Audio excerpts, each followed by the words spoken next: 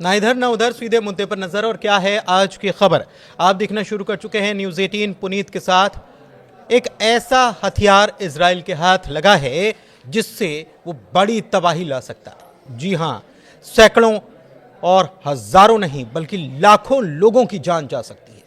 Israel ऐसा कर भी रहा है। कैसे कर रहा है, कौन सा हथियार है, ईरान को कैसे अमेरिका घेरने की तैयारी कर रहा है, इन सब मसलों पर बात करने वाले हैं। मेरे साथ मेरे सहयोगी आनंद मौजूद हैं। सबसे पहले इजराइल के उस हथियार की बात कर लेते हैं। आनंद, खबर बताइए। बिल्कुल, इजराइल के पास जो भी हथियार है ना, उस हथियार से एक तरीके से मिडिल ईस्ट ही नहीं पूरी दुनिया में तबाही आ सकती है। और वो हथियार है भूखमरी। और इस समय भूखमरी से परेशान है कौन? गाजा, फिलिस्तीनी। और करीब 20 लाख फिलिस्तीनी इससे परेशान हो चुके हैं।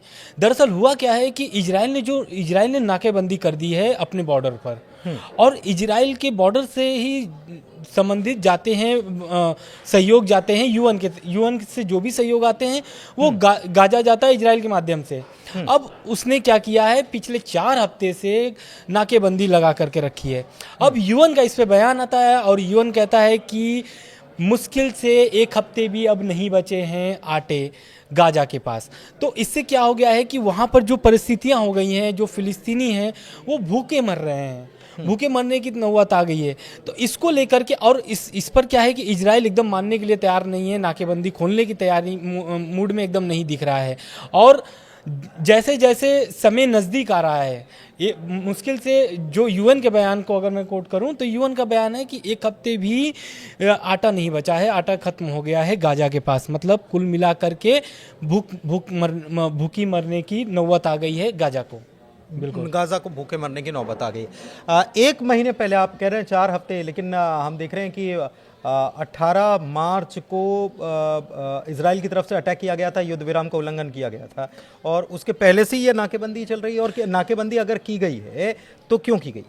बिल्कुल, देखिए, पहले तो इजराइल नाकेबंदी सीज फायर चल रहा था लगभग 2 महीने से। और सीज फायर का लगातार दोनों पालन कर रहे थे, चाहे वो हमास हो चाहे फिर इजराइल हो। लेकिन बीच में हमास के एक बयान से इजराइल भड़क जाता है। दरअसल वो हर शनिवार को हमास इजरायली कैदियों को छोड़ता था। लेकिन एक शनिवार ऐसा पड़ा था जिसमें हमास ने मना कर दिया था कि हम किसी भी कैदी को नहीं छोड़ेंगे। इस पर ट्रंप का बयान भी आता है। ट्रंप अगर बोलते हैं कि सभी इजरायली बंधकों को एक साथ छोड़ो, ऐसी धमकी भी दी गई थी उनके तरफ से, ट्रम्प की तरफ से। लेकिन जब ये सब चीज़ें हो जाती हैं, लगातार आरोप भी लगते हैं कि इजराइल उल्लंघन कर रहा है। कभी हमास बोलता है कि इजराइल उल्लंघन कर रहा है, कभी इजराइल बोलता है हमास उल्लंघन कर रहा है। इन सब के बीच में इजराइल का बयान आता है और इजराइल बोलता है कि पहले वो जो सीज फायर तोड़ने का उल्लंघन करता है तो इजराइल की तरफ से नाकेबंदी की होती है। पहले वो जो वॉर नहीं करता है, पहले बमबारी नहीं करता है, पहले होता है ना कि रीढ़ की हड्डी तोड़ना, तो गाजा की रीढ़ की हड्डी तोड़ी नाकेबंदी करके। यानी कि जो खाने के सामान पहुंचते हैं वो अब लगभग 4 हफ्ते से नहीं पहुंच रहे हैं, 18 मार्च से अगर देखा जाए तो फिर कैसे काम चल रहा है? बिल्कुल, अब जो उनके पास सामान बचे हुए थे वो उसी पर उनकी सारी चीज़ें चलती रही थी। मतलब जो भी खाने उस समय तक पहुंच गए थे, अब उसी में वो लोग काम चला रहे हैं। मतलब जिसके पास अगर उदाहरण अगर मैं दूं, जिसके पास अगर 5 किलो आटा पहुंचने थे तो वहाँ पर अब 2.5 किलो। बहुत सारी एजेंसियां वहाँ पर काम कर रही है, सहयोग कर रही है गाजा में लोगों की, पीड़ितों की। अब वो लोग भी सहयोग आधा कर दिए हैं। मतलब जो भी वो खाने के सामान को मुहैया कराते थे पीड़ितों को, अब वो क्या कर दिए, आधा कर दिए हैं। तो जिससे इजराइल की गाजा में मतलब रसद आदि देना शुरू कर दिया। बिल्कुल रसद आदि कर दी है। इसके अलावा ये खबर ये भी है कि लगातार बॉम्बार्डिंग हो रही है और इसकी वजह से वो जो कर्मचारी वहाँ पर मदद करने के लिए या लोगों की जान बचाने के लिए या जख्मियों को अस्पताल पहुँचाने के लिए, तमाम जो मदद करने के लिए लोग वहाँ पर मौजूद हैं, वो भी पहुंच नहीं पा रहे हैं, ऐसी भी खबर है। बिल्कुल, दरअसल क्या है कि अब कर्मचारी भी वहां पे फंस चुके हैं, क्योंकि अब 18 मार्च के बाद से लगातार इजराइल हमला कर रहा है और उसमें लगातार जाने जा रही हैं, बच्चे भी मर रहे हैं, महिलाएं भी मर रही हैं। अब उसमें जो कर्मचारी सहयोग करने के लिए गए थे वो भी अब उसमें मतलब एक तरीके से निशाने पर आ गए हैं, क्योंकि उनको भी वही परेशानी सहना पड़ रहा है जो गाजा में रहने वाले लोगों को पड़ रहा है। तो कहीं ना कहीं अब कर्मचारी भी जो सहयोग कर रहे थे अब धीरे धीरे वो भी पीछे हट रहे हैं। और गाजा भी, अब गाजा में एक दो लोग हैं नहीं, ऐसा नहीं है कि हजार की संख्या में, लाखों की संख्या में 20 लाख फिलिस्तीनी वहाँ पर फंसे हुए हैं। और अब जो नौबत आई है भूखे मरने की, तो उसमें 20 लाख लोगों के मरने की नौबत है। मतलब और इजराइल, अगर ये नाकेबंदी जो आप कह रहे हैं अगर ये नहीं खोली गई तो बहुत बुरे हालात हो सकते हैं। और गाजा में जो फिलिस्तीनी रह रहे हैं उनके भूखों मरने की स्थिति, मतलब उनको दाने दाने को मोहताज कर देने की कोशिश इजराइल कर रहा है फिलिस्तीनियों के साथ। और ये सच में और सबसे, दुनिया देख रही है ये। बिल्कुल दुनिया। अब यूएन तो इस पर बयान, यूएन का इसीलिए पे बयान आता है क्योंकि यूएन क्या करता है, यूएन का तो अपना है UNRW है, वो अपना सहयोग माध्यम से, संस्था के माध्यम से सहयोग करता है। अब यूएन को रोका है कौन? इजराइल। आगे जाने की, जैसे जो ट्रकें आती हैं सामान अनाज और सहायता के लिए, अनाज के लिए, अब वो आगे बढ़ने नहीं दे रहा है इजराइल। और इजराइल की मांग क्या है? इजराइल का जो मांग है अब उस पर यूएन भी अपना कुछ वैसा कह नहीं पा रहा है या फिर कार्रवाई नहीं कर पा रहा है, क्योंकि उनके भी लोग वहां पर फंसे हुए हैं। मतलब हमारे लोगों को छोड़ोगे नहीं, हाँ, तब तक कुल 56 लोग उनके हिफाजत में हैं। हमारे लोगों को छोड़ोगे नहीं तो हम आप सबको भूखों मार देंगे। अब तब तक सप्लाई नहीं मिलेगी जब तक हमारे लोगों को रिहा नहीं किया जाता। बीते दिनों हमने देखा कि शायद यही वजह थी कि फिलिस्तीन के जो लोग हैं उन्होंने हमास के लोगों के खिलाफ भी प्रदर्शन किया। बिल्कुल, हमास के खिलाफ इसीलिए प्रदर्शन किए थे क्योंकि हमास को वो बोल रहे थे कि आप सत्ता से बाहर जाओ, आप गाजा छोड़ करके बाहर चले जाओ, फिलिस्तीन छोड़ करके बाहर चले जाओ। क्यों कर रहे थे? क्योंकि गाजा के लोग वहाँ पे समझ चुके थे, क्योंकि अब जो सीज फायर का उल्लंघन करके अगर इजराइल हमला कर रहा है तो कहीं ना कहीं इजराइल को भी दर्द हुआ है। दर्द मतलब कैसा? इजराइल क्या है कि इजराइल लगातार जिस पॉइंटर पर सीज फायर हुए थे उस पॉइंटर को इजराइल आरोप लगा रहा है हमास पर कि इस पॉइंटर को फॉलो नहीं कर रहा है। कौन? हमास। अब गाजा में जो लोग पहले तो प्रवास कर गए थे, लोग चले गए थे अपने घर मकान छोड़ करके, लगभग 70 से 80% गाजा बर्बाद भी हो चुका है। तो अब जो वापस जो लगाए थे सीज फायर के दौरान लोग वापस आ गए थे, अब वो उनकी जाने की जो स्थिति है वो नहीं है अब, क्योंकि कोई भी अपना घर बार बार छोड़ करके नहीं जा सकता है। बिल्कुल, अब वहाँ पर अब तो बस तो गए हैं लेकिन वहाँ पर हमला जारी है। अब हमले के साथ साथ जो ये बड़े हथियार का उपयोग कर लिया है इजराइल, इससे लोगों को बिना मारे, मतलब जो होता है ना कि बिना हथियार चलाए मार देना लोगों को, वो ऐसे रणनीति एक तरीके से नेतन्याहू ने बना लिया है। और सबसे बड़ी बात यह है कि रास्ते बंद हो गए, रास्ते बंद कर दिए गए, मतलब हर तरफ से एक प्रकार से घेर लिया गया है। आप ये समझिए कि एक किसी बंद कमरे में आप बड़ा सा हॉल है, बहुत बड़ा सा हॉल है, और उसमें आपके बाहर जाने के रास्ते बंद कर दिए जाएं, आपको रसद नहीं मिलेगी, तो फिर क्या होगा? धीरे धीरे क्या होगा? वही नौबत वहाँ यहाँ पर बनती हुई नजर आ रही है। तो ये तो गाजा की बात हो गई और इजराइल की बात हो गई, फिलिस्तीन की बात हो गई, लेकिन इसके अलावा एक बात और जिसका हम जिक्र कर रहे थे, ईरान की, जिसको घेरने के लिए अमेरिका रणनीति बना चुका है। कैसे रणनीति बनाई और उसके सामने कौन सी कठिनाइयां पेश आ रही हैं? अमेरिका को भी मुस्लिम मुल्क चेता रहे हैं। क्या चेता रहे हैं और ईरान मुस्लिम साथियों को क्या चेता रहा है? इसी को समझते हैं आनंद से। आनंद बताइए। बिल्कुल, देखिए ईरान के साथ क्या हुआ है कि ईरान लगातार धमकी दे रहा था अमेरिका को, अमेरिका भी लगातार ईरान को धमकी दे रहा था, लेकिन इस बीच जो आता है अमेरिका को झटका लगता है और ऐसा लगता है कि ईरान की सपोर्ट में कुछ मुस्लिम देश जो है वो समर्थन में आ गए हैं। फैसले से लगता है, दरअसल मिडिल ईस्ट में बहुत सारे एयरबेस हैं अमेरिका के, उसमें से कुल 5 देश जो है वो एयरबेस को यूज करने से मना कर दिया है अमेरिका को। और अमेरिका जो है अगर हमला करता है, जैसा कि ट्रंप बोल रहे हैं कि बमबारी होगी और ऐसी बमबारी होगी कि ईरान कभी पहले ऐसा नहीं देखा होगा, तो ये जो बमबारी होगी तो ऐसा थोड़ी नहीं कि अमेरिका से डायरेक्ट होगा, अमेरिका के जो मिडिल ईस्ट में एयरबेस है वहाँ से अमेरिका हमला करेगा।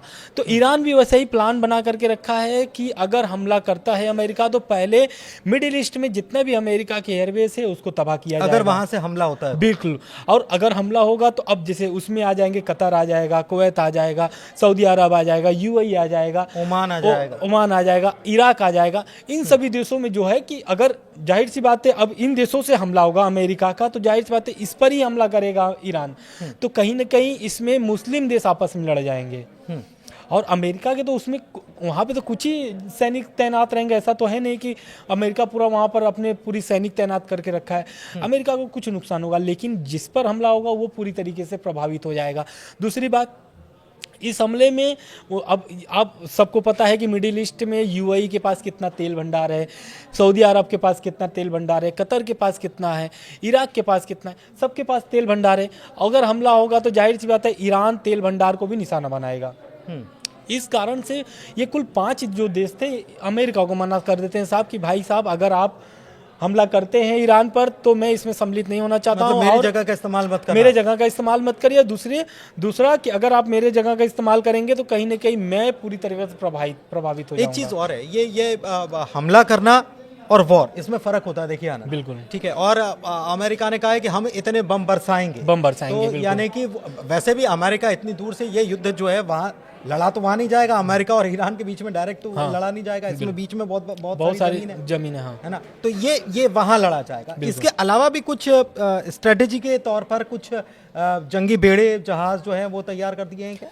बिल्कुल, जंगी बेड़े तो देखिए पहले तो आप देख रहे होंगे कि सीज फायर पहले अमेरिका ने कराया था, किससे? हमास से और हिजबुल्ला से, इजराइल का। अब बोल दिए थे ट्रम्प कि हमको युद्ध नहीं चाहिए, लेकिन सीज फायर के बीच में पहले हमला कौन करता है? अमेरिका करता है। किसके ऊपर? हुती विद्रोहियों पर। क्योंकि ईरान का जो सबसे बढ़िया पकड़ है वो हुती विद्रोहियों के साथ है रेड सी में, और वहीं से बिजनेस नहीं करना, बिजनेस वहीं से। अब अमेरिका को, ईरान को भी पता है कि अमेरिका का रीढ़ कहाँ पर अटका है, मिडिल ईस्ट में, और उस रीढ़ को वो पकड़ लिया है हुती विद्रोहियों के माध्यम से। और लगातार हुती विद्रोही क्या करते हैं? ईरान पर हमला कर, इजराइल पर हमला करते हैं। दूसरा, अमेरिका की जितनी भी जहाजें आती हैं उस पर हमला करता है कि उनकी जो व्यापार है वो पूरी तरीके से क्षति हो जाए। और इसी कारण से अमेरिका ने हमला किया था हुती विद्रोहियों पर। और मैं बता दूं कि यमन में लगभग 30% हुती विद्रोहियों का राज चलता है, हुती विद्रोहियों का पकड़ है, और हुती विद्रोही एक तरीके से 30% कब्जा है यमन पर। तो इसलिए हुती विद्रोहियों को इतना जल्दी हटाना बहुत मुश्किल है अमेरिका के लिए। और लगातार अमेरिका हिजबुल्ला और हमास से बात करने की बात करता है, लेकिन हुती विद्रोहियों से बात नहीं करता है, हुती विद्रोहियों पर सीधे हमला करता है अमेरिका। और इस बात को लेकर के ईरान कई बार बोल चुका है कि मैं हुती विद्रोहियों को कोई भी सपोर्ट नहीं करता हूँ, ऐसा। लेकिन आरोप ऐसा ही आता है कि हुती विद्रोही लगातार सपोर्ट कर रहा है ईरान का, ईरान भी सपोर्ट कर रहा है, ऐसा है। बिल्कुल। एक चीज़ और देखिए, आपको बता दें कि युद्धपोत या एयरक्राफ्ट कैरियर जो हैं उनकी तैनाती शुरू हो गई है। उनकी तैनाती कहाँ? फारस की खाड़ी में 9 अप्रैल को पहुंच रहा है यूएसएस कार्ल विंसन। ये वही एयरक्राफ्ट कैरियर है जिसका इस्तेमाल किया गया था समंदर में ओसामा बिन लादेन को जब दफन किया गया था, पानी में डाला गया था ना, तो इसी शिप का इस्तेमाल हुआ था, यूएसएस कार्ल विंसन। तो ये अहम जानकारी भी है। ये फारस की खाड़ी में 9 तारीख को जा रहा है। इसके अलावा डिएगो गार्सिया एयरबेस है जो हिंद महासागर में है, और वहाँ से 4700 किलोमीटर के आसपास दूरी है ईरान से, और वहाँ से B-2 बॉम्बर जो हैं वहाँ तैनात कर दिए गए, वहाँ से उड़ान भरेंगे। बीच में रिफ्यूलिंग की भी व्यवस्था अमेरिका की तरफ से कर ली गई है। लेकिन ईरान ने भी अपनी तैयारी कर ली है। रूस ने कह दिया है कि हम उसके साथ खड़े हुए हैं, तो आप इसको छेड़ेंगे तो हम छोड़ेंगे नहीं। ये परिस्थितियां बन रही हैं, हर तरफ से घेराबंदी जो है वो शुरू हो गई है। लेकिन दूसरी तरफ जो अमेरिका के जो अड्डे हैं मुस्लिम कंट्रीज़ में, उनका इस्तेमाल वो नहीं कर पाएगा। कहीं ना कहीं ईरान की ये कूटनीति यहाँ पर शायद काम कर गई हो, क्योंकि तेल का धंधा साथ में करते हैं, तो फिर जब साथ में बिजनेस आप कर रहे हैं तो बिजनेस का तो ध्यान आपस में एक दूसरे का रखना पड़ेगा, वरना नुकसान तो सबका होगा। शायद ईरान की तरफ से यही कह दिया गया हो। फिलहाल इस वीडियो में इतना ही, चर्चा को यहीं समाप्त करेंगे, ज़्यादा वीडियो लंबा नहीं हो। और आपको ये वीडियो कैसा लगा, जानकारी कैसी लगी, ज़रूर बताइएगा कमेंट के ज़रिए, और हमारे चैनल को लाइक कीजिए, चैनल सब्सक्राइब कीजिए। बहुत धन्यवाद। धन्यवाद।